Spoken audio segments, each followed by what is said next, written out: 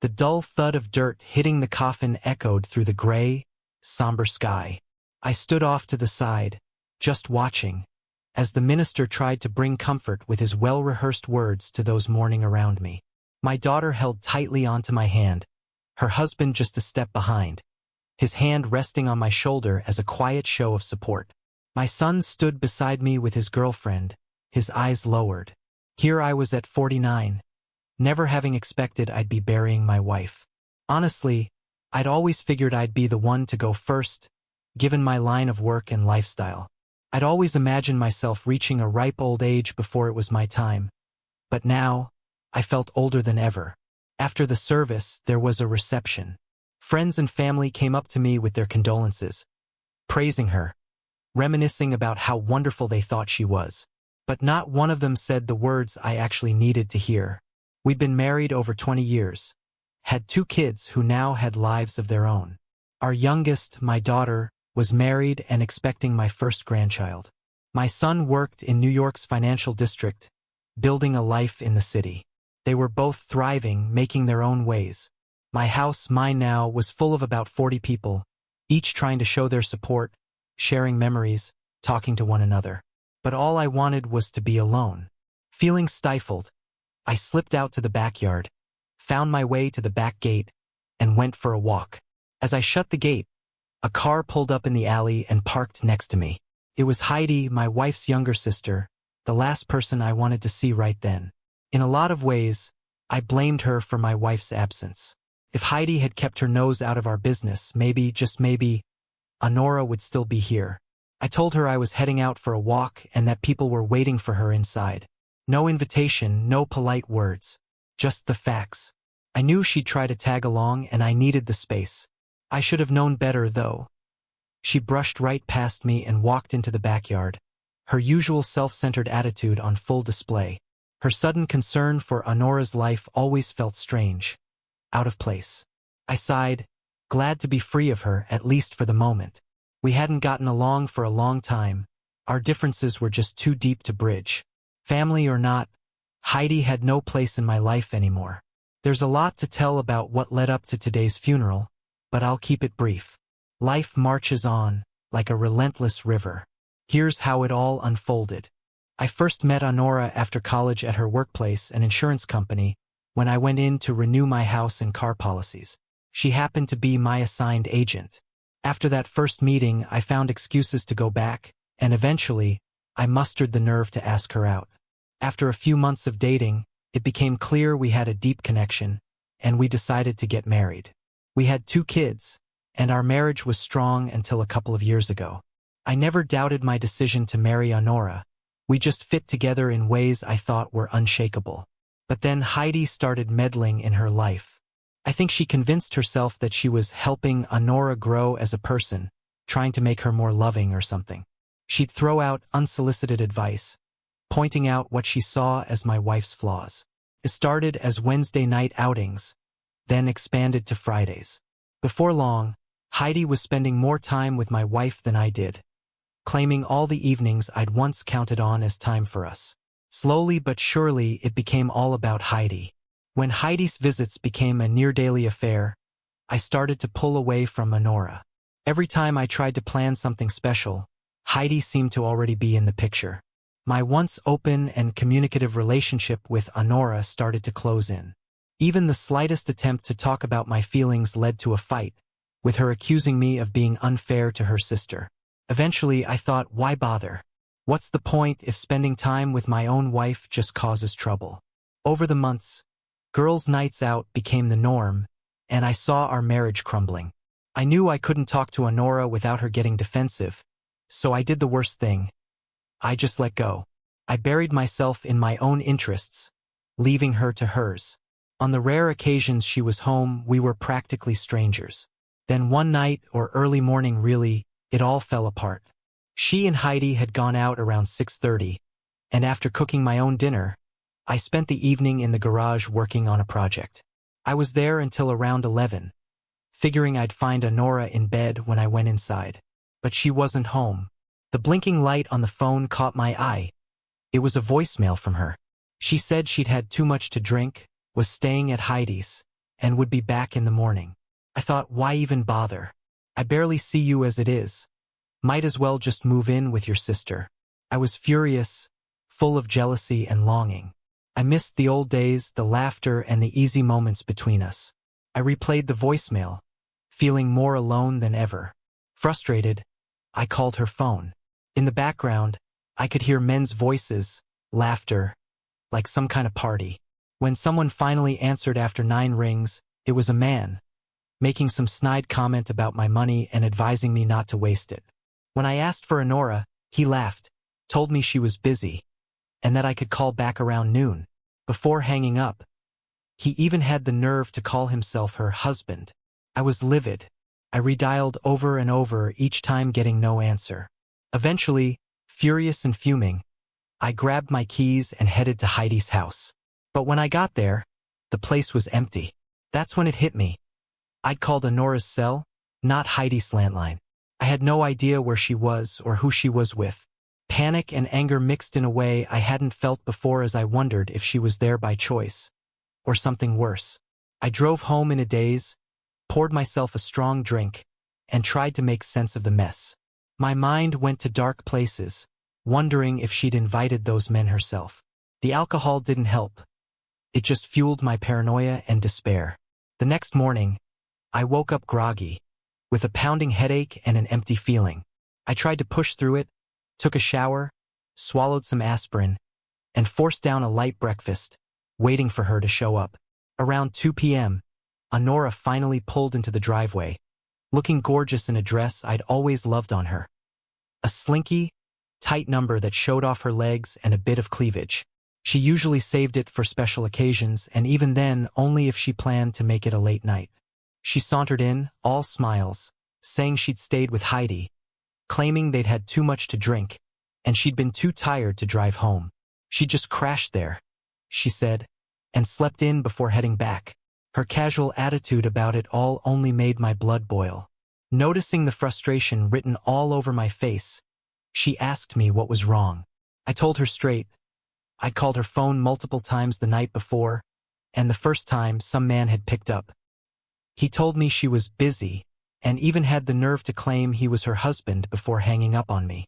I tried calling back, but no one answered. Staring at her in that dress, I couldn't shake the thought that she'd worn it for someone else. When I checked later, Heidi's house had been dark and empty. Honora tried to sit down but missed the chair, ending up on the floor, her face going pale as she absorbed what I was saying. She stayed like that, motionless, hands covering her face as tears started streaming down. Her reaction told me everything. She'd done something she couldn't take back. Unable to stand it any longer, I stormed out to the garage, slamming the door shut behind me and blasting the stereo.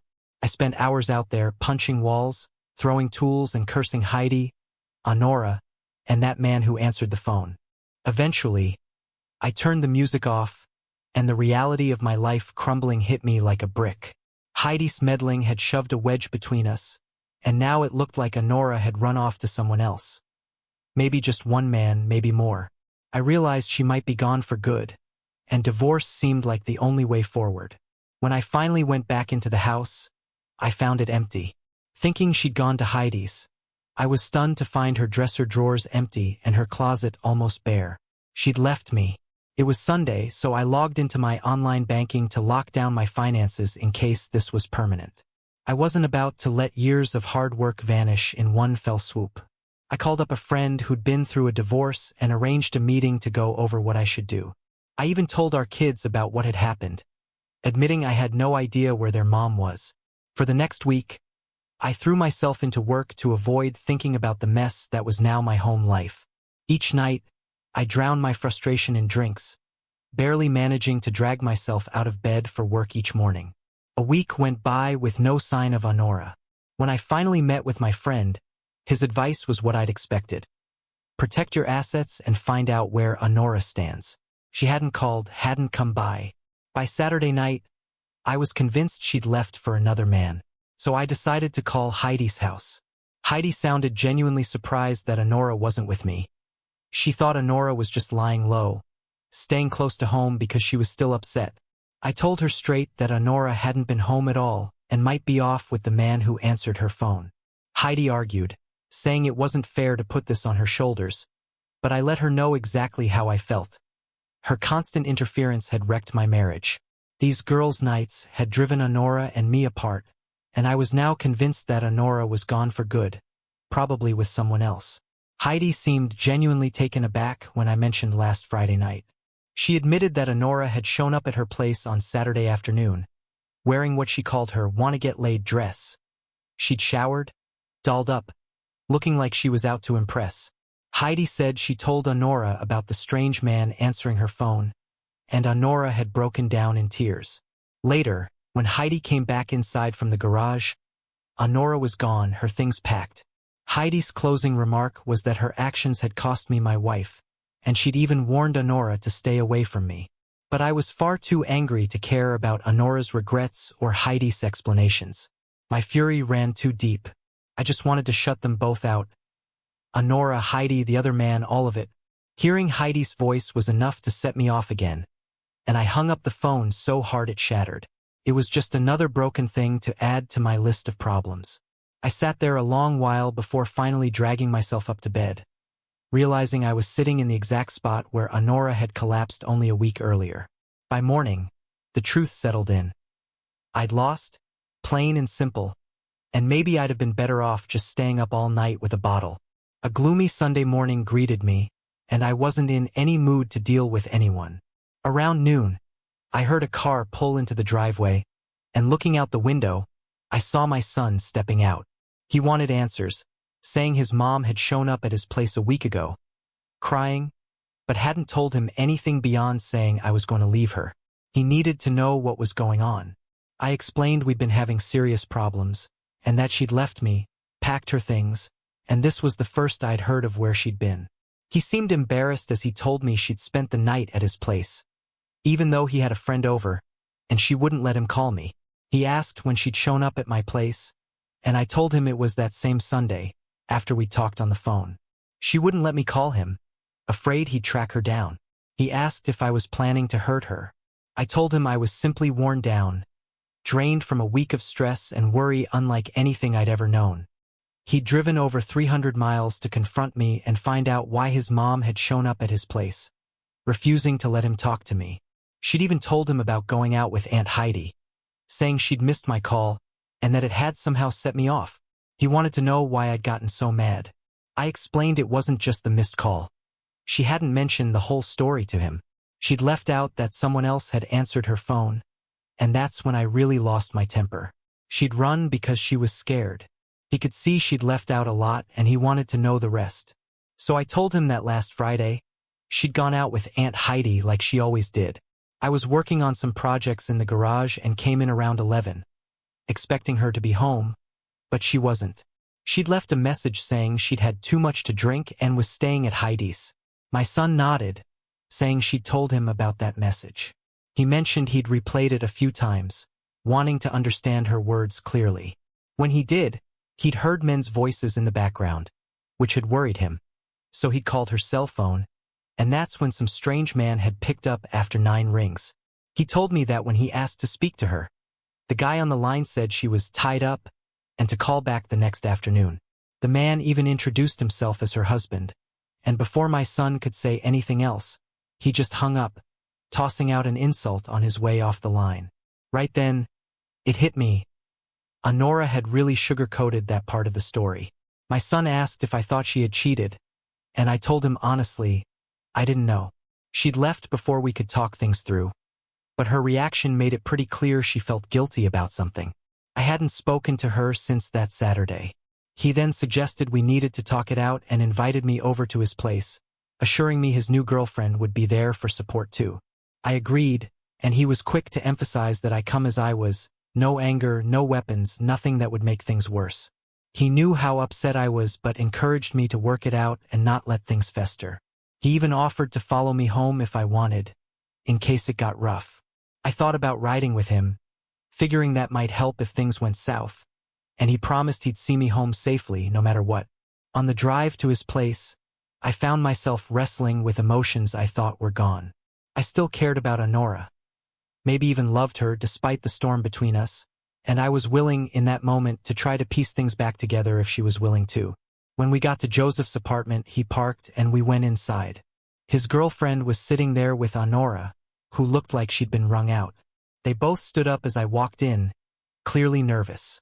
She greeted me, asking how I'd been, and I could feel my anger rising up like fire in my chest, barely under control. The words tore out of me. I accused her of cheating, and she visibly shrank back from me. I caught myself, took a breath, and apologized for the outburst. I admitted I'd been drinking too much, drowning in confusion and anger. She looked pale and on edge. This was the woman I'd loved for most of my life, the woman I'd built a life with, now afraid of me. The hurt ran deep, twisting my insides. I wondered if there was even a chance to fix this. The young woman, who I guessed was Joseph's new girlfriend, spoke up, introducing herself as Samantha. She said she wished we could have met in better circumstances. I shook her hand gently, saying I felt the same and looked forward to getting to know her. Though Joseph hadn't mentioned he was seeing someone, I shot him a knowing look, a silent, almost paternal reminder. Samantha encouraged us to talk things through, adding that she and Joseph would stay nearby in case things got rough. They reminded us to keep it calm since the walls in the building were paper thin. Once they left the room, Honora began with an apology. I cut in, asking if she had something specific to be sorry about, and demanded to know if she had slept with someone else. She hesitated, then said it was more complicated than that. I pushed for details, and what she told me hit me harder than any punch. Honora confessed that she'd been with several men that night. I sat there, numb with shock. This wasn't the woman I married. She tried explaining, saying she'd been drinking heavily, and Heidi had been encouraging her to let loose for weeks. She said she didn't know how it happened, but found herself in bed with a man. Heidi had apparently orchestrated the whole thing, making sure Honora didn't feel pressured. She said she was so drunk she hadn't considered the consequences until it was far too late. Her confession was a gut punch I couldn't brace for. The thought that my wife, along with her own sister, had been involved in something like this was impossible to wrap my head around. I sat there, speechless, barely able to take it in. Honora kept talking, saying she'd completely forgotten her vows, forgotten me waiting at home. She said that, at one point, she even found herself begging for more, calling herself a horrible person who didn't deserve me or even deserve to live. Her sobs overtook her, and she collapsed, a broken figure on the floor. I just watched, detached from the woman I thought I knew. Nausea rose in me, and I had to leave to keep from getting sick. After calming down and managing to drink some water, I returned to the room, where she was still crying. I wanted to comfort her, but I didn't know if I'd ever be able to touch her again. I sat down, struggling to find something to say that wouldn't make me physically ill. She insisted that her nights out with Heidi had never been about meeting men, that this was the first time anything like this had happened. She said they'd gone to a new club, and she'd just had too much to drink. The men there bought them drinks, danced with them, and made her feel attractive and carefree. She left me that message and ended up going to their place. I cut her off, frustrated. I reminded her that she'd barely paid me any attention lately, that she and Heidi had left me on the outside looking in. I reminded her of all the times I'd asked her to go out with me, only for her to choose Heidi instead. I called her out on lying, given that her message had said she'd be at Heidi's place. She clarified that they'd planned to go there but got sidetracked, ending up at the men's place first. She thought it'd be harmless fun but wound up in a situation she couldn't undo. Honora tried to turn the blame on me, saying I hadn't paid her enough attention. That was the last straw. My patience broke, and I raised my voice, pointing out how she'd ignored me over and over to go out with Heidi at every chance. I told her she'd pushed me out of her life. She finally admitted she hadn't realized how much she'd been shutting me out and acknowledged that her constant outings with Heidi had put a wedge between us. I asked her if she enjoyed what she'd done, calling her a scarlet woman out of sheer frustration. She denied ever thinking of me that way, saying she'd wanted new experiences, things she'd wanted to try with me but hadn't known how to ask. She said she regretted losing herself and me in the process, that she felt bad for sharing such intimate parts of herself with another that should have been reserved for me. I told her I didn't know if we could come back from this, but maybe, just maybe, there was a sliver of hope. She latched onto that, promising to do anything it would take to be a better wife and stay together. She promised not to go out unless I was with her, even suggesting she'd become a stay-at-home wife. But I was skeptical, wondering if this sudden change would stick, or if she'd slip back into her old habits once the dust settled. I told her how Heidi's interference had driven a wedge between us, and for the first time, I put into words just how much her constant absence had made me feel ignored and avoided. I made it clear that moving forward wouldn't be easy, not after she cheated on me, and that the damage ran deep. I demanded more clarity about her connection to that man, emphasizing how much it had torn us apart. I asked if she would have kept hiding the truth about that night if I hadn't caught on. My anger flared up, and I could tell she saw it, my voice rising with each word. Just then, Joseph and Samantha entered the kitchen quietly, with my son suggesting a break. He proposed either he and I or Samantha and I go for a walk to cool down. Samantha stepped over, gently taking my arm with a surprisingly firm grip, coaxing me out of the chair. She suggested we head out to give Joseph and Honora some space to talk. Reluctantly, I agreed, knowing a break was probably the best way to keep from blowing up. The idea of what I might do if I really lost control haunted me as we left. As we strolled around the neighborhood, Samantha started the conversation, acknowledging the anger that had been simmering inside me. She mentioned that Honora was genuinely sorry for what she'd done and had been tormented by guilt. Apparently, they'd had a long talk while Joseph went to get me, and Samantha wanted to share Honora's regret with me. I listened, taking it in, but my mind was still racing. Eventually, I started to open up, expressing just how deeply Honora's actions had hurt me. I talked about the time she spent with Heidi, time I thought should have been ours. Learning about their reckless night together only fueled my resentment and deepened the sense of betrayal I felt. Samantha then shared a personal story from her own family. A few years back, her mother had gone out with friends and ended up involved with another man. Samantha had worried how her father would handle it, but they'd managed to work things out, even if it didn't mean they stayed together in the end. She reminded me that, while Honora's mistake was serious, it didn't necessarily mean our marriage had to end. She said she could tell that Honora still loved me and hadn't meant to throw everything away. According to Samantha, the situation had spiraled out of Honora's control, fueled by alcohol, lowered inhibitions, and the pressures around her. I shared my side, that while Honora had strayed, I had remained faithful. I spoke about the negative influence of Heidi's constant visits, feeling that her presence had stolen time Honora and I could have had together. Samantha's calm voice had a way of easing my anger, though I couldn't shake the turmoil over what lay ahead. I admitted feeling torn apart, wanting to believe in some kind of future together, yet struggling to understand how she could let herself get swept into something so compromising. Fighting back my anger, I knew I had to keep myself composed, knowing that lashing out wouldn't help either of us. Samantha encouraged me to ask any questions still weighing on me, giving me space to voice my doubts and frustrations. She asked what things were like between Honora and me before Heidi started showing up so often. I thought back and admitted that, despite the ups and downs any marriage has, I thought we were doing well, better than most couples, maybe. Samantha asked if I used to take Honora out often. I admitted I probably hadn't put in enough effort, and Heidi's presence had certainly driven a wedge between us. Each time I tried to spend time with Honora, it seemed Heidi interfered, and soon enough my plans didn't matter. I could see the effect Heidi had on her, causing her to refuse my invitations or become defensive. I even called Heidi a meddling influence, which she'd always been. Samantha then pressed a bit, asking about the romantic side of our relationship. I confessed that, after so many years, I'd let that side of our marriage slide, assuming it didn't need as much work. Samantha pointed out that keeping romance alive was different from simply being together physically, and I realized she was right. I regretted not making more of an effort to make Honora feel special.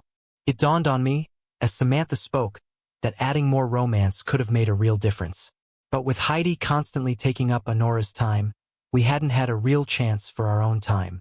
Samantha observed that many of our biggest arguments had stemmed from Honora's outings with Heidi, pointing out how Honora had seemed more invested in those nights out than in our marriage.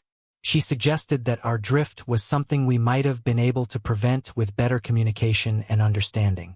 I'll admit, I got a bit defensive, wondering if Samantha was taking sides with Honora, but she assured me it wasn't about blame.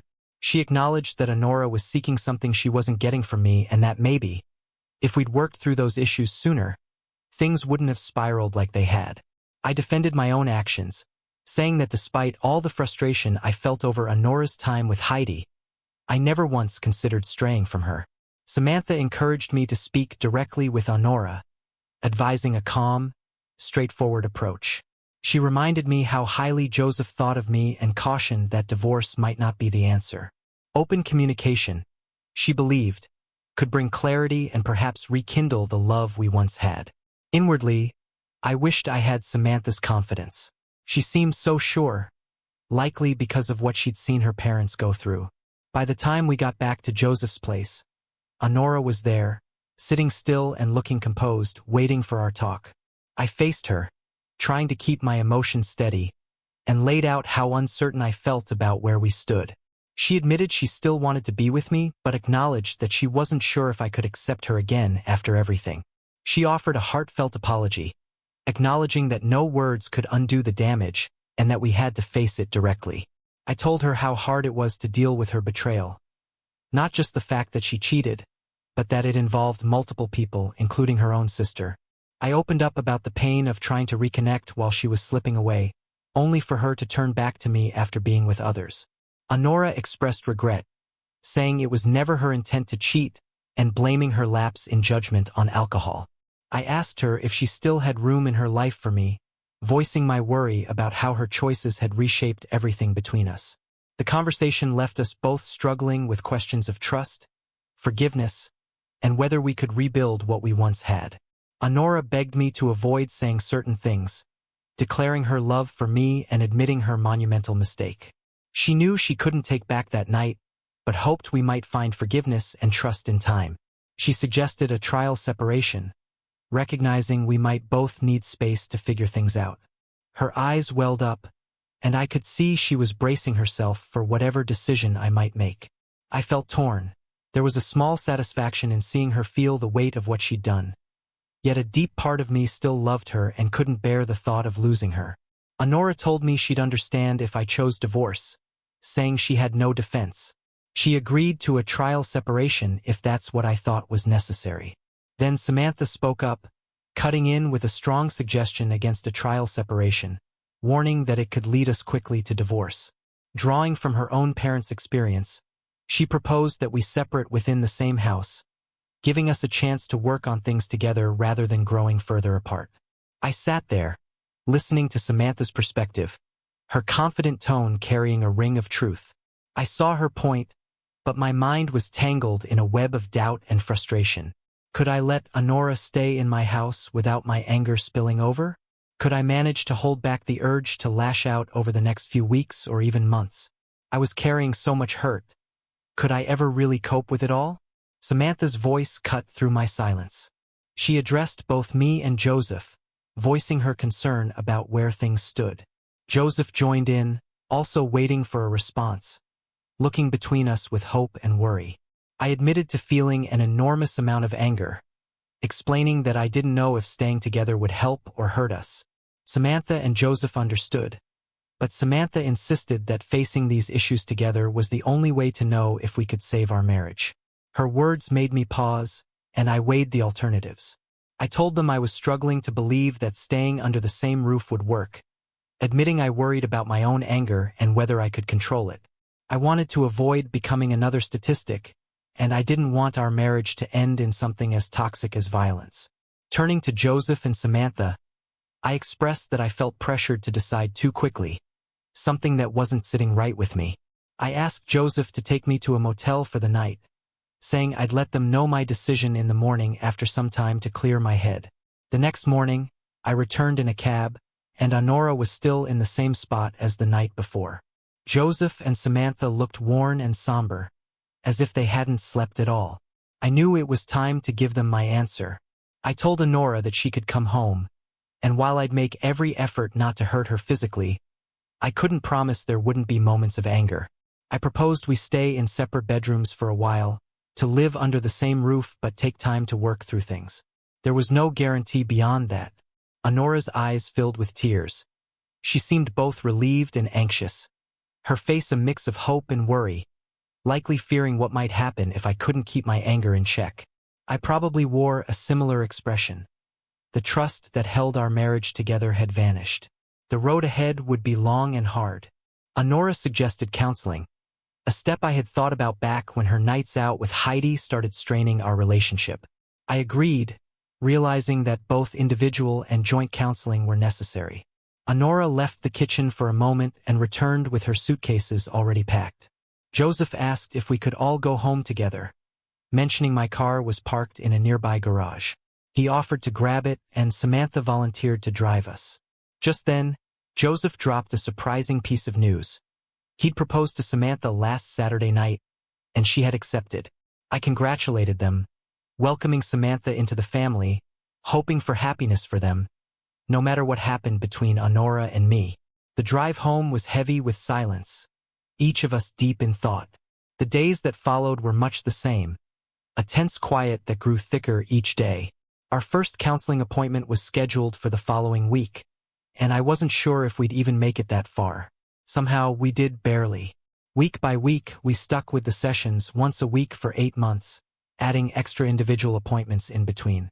It was no easy journey, but slowly we started finding our way through the wreckage.